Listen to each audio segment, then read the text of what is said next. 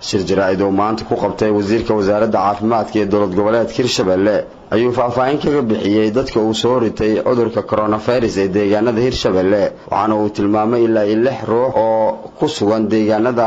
Hirshabelle markii dhaqaankooda loo qaaday magaalada Muqdisho laga helay cudurka coronavirus waxaana uu tilmaamay inuu haatan sii kordhayo faafidda cudurka coronavirus deegaanada Hirshabelle xilli uu tilmaamay in laba mas'uul oo ka tirsan dowlad goboleedka Hirshabelle ay u geeriyoodeen cudurkaasi bishaan 7deedii hadda oo May in haddana mas'uul kale uu cudurkii soo ritay oo uu geeriyooday halka kale ee Jowhar waxaan qaadnay marka test baan ka qaadnay asaga iyo 2 qof oo kale ayaan test halkaan uga qaadnay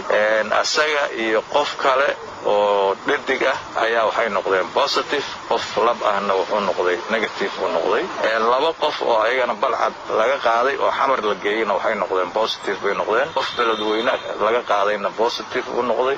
sidaas daraadeed waxa waaye waa 3 iyo qof oo negative ah dhimashaduna waa 2 waxaana jirta inay haatan ay dhaqangelin amro ka soo baxay dowlad goboleedka Hirshabelle oo ku aadan in la hakiyo goobaha waxbarashada dugsiyada Quraanka iyo sidoo kale in la joojiyo goobaha la isku yimaado taasoo wali ay dadka aysan qaadanaynin talooyinka ay jeedinayaan wasaaradda caafimaadka ee dowlad goboleedka Hirshabelle oo ku aadan ka hortagga caabuqa coronavirus